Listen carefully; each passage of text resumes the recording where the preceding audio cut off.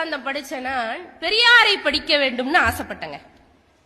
பெரியாரை படிக்கணும் படிச்சேன். நான் பெரியாரை படித்தேன். ஒரு காலத்துல பெண்கள் வெளியில வரக்கூடாது, யாருக்கிட்டையும் பேசக்கூடாது அப்படிங்கிற காலம் இருந்தது. அதெல்லாம் மாறுறதுக்கு ஒரு காரணமா இருந்தவர் பெரியார். அவர் மேல எனக்கு பெரிய மதிப்பு உண்டு.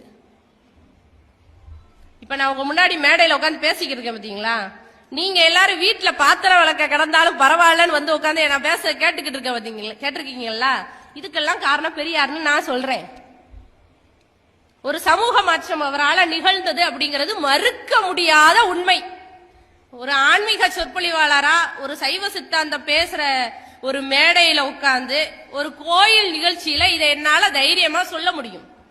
ஏனென்றால் நான் பெரியாரை படித்திருக்கிறேன், பெரியாரால் நான் பேசிக் கொண்டிருக்கிறேன், ஆன்மீகம் தான் பேசுறேன். அவர் சொல்றாருங்க, கடவுளை மற மனிதனை நினை.